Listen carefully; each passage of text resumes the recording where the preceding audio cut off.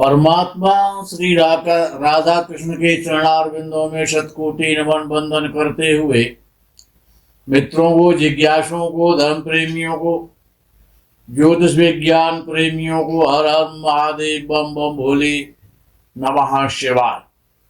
मित्रों, भगवान भास्कर यानी सूर्य नारायण की दो पत्नियां हैं, एक संध्या, दूसरी छाया। मैं कोई श्रीमद् भागवत की कथा श्रवण नहीं करा रहा हूं, ज्योतिष की बात कर रहा हूं। संध्या के गर्भ से सूर्यदेव के एक पुत्र और एक कन्या यानी ट्वेंस उत्पन्न हुए, जुड़वा, यमराज और यमुना देवी। यमुना देवी और यमराज सहोदर भाई बहन है, जुड़वा है, और सूर्य के ये पुत्र पुत्री है। इनकी मां का नाम और संध्या है। दूसरी पत्नी छाया से और शनि की उत्पत्ति हुई है। भगवान सूर्यदेव के पुत्र है, छाया इनकी मां है। और उसी संध्या के गर्भ से जिसने यमराज और यमुना जी को जन्म दिया, उसी के दूसरे रूप से यानी घोड़ी के रूप से और अश्विनी कुमारों का जन्म हुआ, जो कि देवताओं के वैद्य हैं। तो शनि देव के भाई यमराज हैं और बहन यमुना जी है, और अश्विनी कुमार शनि के सौतेले भाई हैं। शनिदेव भारतवासियों के लिए आतंक का पर्याय है, ऐसा अनुभव में आता है। जैसे कोई आतंकवादी हो, जैसे बड़े विश्वस्तरीय जो आतंकवादी होते हैं, जिनके नाम से देश दहल जाते हैं, देश कपा जाते हैं, कांप उठते हैं, ऐसा लगता है कि शनि का बहुत बड़ा आतंक है। और आतंक होना भी चाहिए, यमराज के भाई साहब हैं, स्वाभाविक है। जैसे शनि की साढ़े साती है, ढैया है, शनि की दृष्टि है, शनि की क्रूरता है, शनि का पापत्व है, सामान्यतः सभी लोग जानते हैं। शनि की काली दृष्टि है, शनि का दुष्ट स्वभाव है, ये सब कुछ है। और शनि की जब किसी पर साढ़े साती लग जाती है, उसका परिणाम कष्टकारी तो होता है। शुक्राचार्य जी पर, जो दैत्यों के गुरु है ना, शुक्राचार्य जी पर जब शनि की साढ़े साती आई, तो शुक्राचार्य जी का दायां नेत्र गायब हो गया था। भगवान विष्णु ने बलि के यज्ञ में और उनका नेत्र फोड़ दिया था। वो तो दैत्याचार है। और जब शनि की ढैया 8वें भाव में राजा हरिश्चंद्र पर सतयुग में चली थी, तो बड़ी कारुणिक दुर्गति हुई थी उनकी। और भगवान राम पे जब चौथी और 7वीं जब ढैया आई थी, 2 ढैया उन्होंने झेली, तो परिवार से वियोग हो गया था, राज्य छूट गया था, पिता का स्वर्गवास हो गया था और पत्नी का हरण हो गया था। जंगल में हे खग मृग हे मधुकर श्रेणी, तुम देखी सीता मृग नैनी, विलाप करना पड़ा था, रोना पड़ गया था। पिता का वियोग, राज्य का वियोग, माता का वियोग, भाइयों का वियोग, पत्नी का वियोग, और यहां तक एक समय आ गया था कि भाई लक्ष्मण से भी वियोग का समय आ गया था। जब पांडवों पर साढ़े साती लगी थी, पांडवों का वनवास हो गया था, वन वन में भटकने के लिए विवश कर दिया था शनिदेव ने।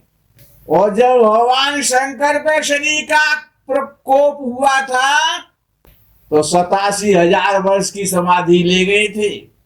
और जब राजा नल पर शनि की कृपा हुई थी, दृष्टि की, तो सबको पता है कि तेली के घर में जाकर के और कोल्हू चलाना पड़ गया था। और जब रावण पर शनि की कुदृष्टि हो गई थी उल्टे लटकते हुए, तो सोने की लंका में आग लग गई थी, सोना काला हो गया था। शनि की बड़ी महिमा है, भाग्य के विधाता है शनि। महर्षि पाराशर कहते हैं 11वें भाव में शनि यदि बैठा हो तो भाग्य का विधाता है, अर्थात ऐसा व्यक्ति अपना भाग्य स्वयं निर्मित करता, अपने भाग्य का स्वयं निर्माण करता होता है। इसीलिए भाग्य विधाता भी कहा जाता है शनि को। लेकिन धीरे धीरे भाग्योन्नति होती है, अकस्मात सडन गेम से नहीं होती है, स्लोली स्लोली भाग्योन्नति होती है। लेकिन 11वें भाव में शनि संतान के लिए तो हितकर नहीं है। संतान उत्पत्ति में बाधक भी है एकादश भाव का शनि, और एकादश भाव में व्यवस्थित शनि पिता पुत्र में, पुत्री और पिता में मतभेद या वैमनस्य तो कराएगा, वैमनस्य तो हो जाएगा। मतभेद या वैमनस्य तो होना ही होना है अगर एकादश भाव में शनि है। एकादश स्थान में शनि की स्थिति व्यायाम प्रिय होती है, जिम जाने का शौक है, व्यायाम करने का शौक है, पहलवानी करने का शौक है, प्लेयर बनने का शौक है, रेसलिंग का शौक है, और एकांत प्रिय कर्मठ बनाता है जिनका शनि, जिन जातकों का शनि एकादश भाव में होता है। 11वां भाव धन प्राप्ति का भाव है, स्थान वृद्धि करो शनि ही, ये शनि का स्वभाव है। अस्तु ऐसे जातक जिनका शनि एकादश भाव में होता है, मोटी कमाई होती है, बढ़िया और टिकाऊ इनकम बनी रहती है।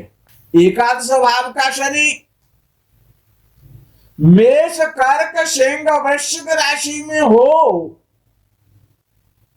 तो मित्रों से धोखा और धन हानि का योग बना देता है। मिथुन कन्या और धनु और मीन राशियां याद कर लें।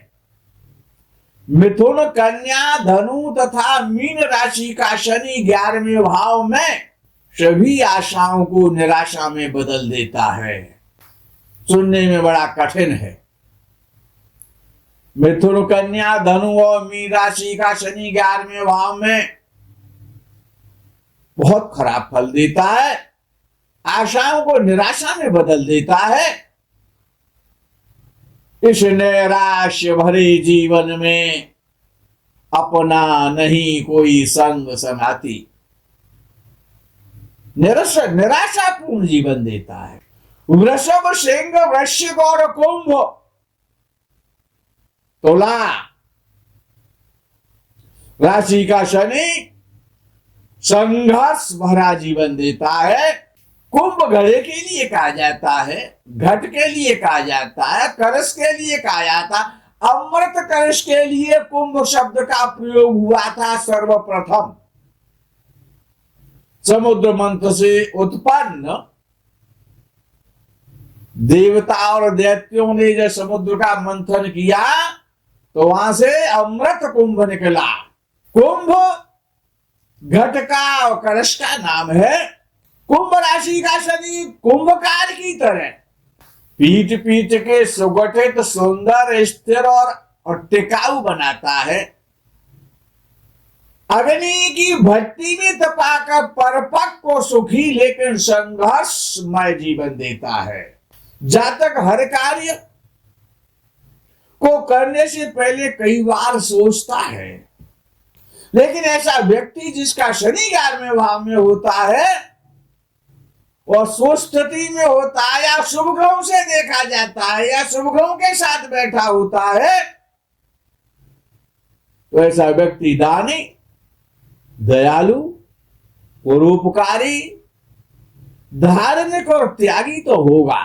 शनि की अंतर्दशा, प्रत्यंतर दशा, महादशा एवं राशि से गोचर 11वें भाव में शरीर पीड़ा तो होगी, दर्द तो होगा शरीर में, शरीर को कष्ट तो मिलेगा, क्योंकि शनि की दृष्टि लगन भाव पर तीसरी दृष्टि होती है, संतान भाव पर 5वीं दृष्टि होती है, 7वें भाव पर जो 5वां भाव है लगन से उस पर 7वीं दृष्टि होती है और 8वें भाव पर 10वीं दृष्टि जाती है।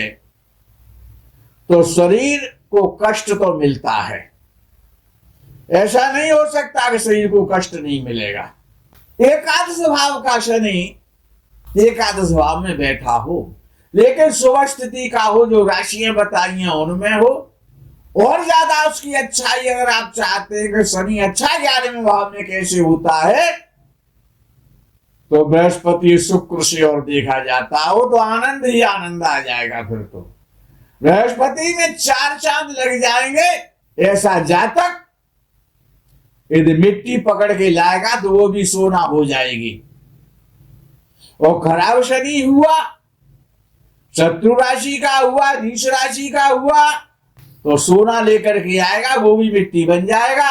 11वें भाव का शनि दीर्घायु बनाता है, सुखी बनाता है, योगी बनाता है, सन्यासी बनाता है, कर्मठ बनाता है, व्यापार में सफल बनाता है, विद्वान बनाता है और शरीर से शक्तिशाली बनाता है। लेकिन संतान के लिए तो कष्टकारी है, 7वीं दृष्टि है 5वें भाव पर। इसलिए हमने पहले कहा है, कभी शनि के किसी एपिसोड में ऐसा हमको स्मरण आ रहा है कि जिनका शनि कुंभ राशि का हो और 11वें भाव में हो, शनि को और ज्यादा श्रेष्ठ करने के लिए, शुभ करने के लिए, शुभ फल प्राप्त करने के लिए, अच्छी संतान, सुयोग्य संतान, शिक्षित संतान प्राप्त करने के लिए, अपने स्वयं की श्रेष्ठ शिक्षा के लिए और अपने घर में, अपने आवास में, उत्तर दिशा में या पश्चिम दिशा में, जिधर भी आपको सुविधा हो जाए, घर में जल का भरा हुआ घड़ा स्थापित अवश्य करें। उससे शनि को काफी बल मिलता है, परिवार में सुख और शांति की वृद्धि होती है और व्यक्ति ऐश्वर्यशाली धनी बन जाता है। 11वें भाव का शनि संतान कष्ट तो देता है, मित्रों से धोखा देता है, लेकिन घटा आपने स्थापित किया है जल से भरा हुआ, तो हर कार्य शुभ होने लग जाएगा। लेकिन अगर 11वें भाव में शनि बैठा है तो ऐसे व्यक्ति को फाइनेंस का व्यापार नहीं करना चाहिए, क्योंकि शनि की दृष्टि 10वीं दृष्टि 8वें घर पर, तीसरी दृष्टि लगन पर होती है। यदि ऐसे व्यक्ति ने यदि अपने भाई को भी पैसे दे दिए ना, वापस नहीं मिलेंगे, कर्जा देना नहीं चाहिए। जिनका शनि 11वें भाव में है, कर्जे का व्यापार, सूद का व्यापार, फाइनेंस का व्यापार ऐसे लोगों को नहीं करना चाहिए। शनि से संबंधित काम करना चाहिए। ऐसा व्यक्ति बहुत बड़ा इंडस्ट्रियल हो सकता है।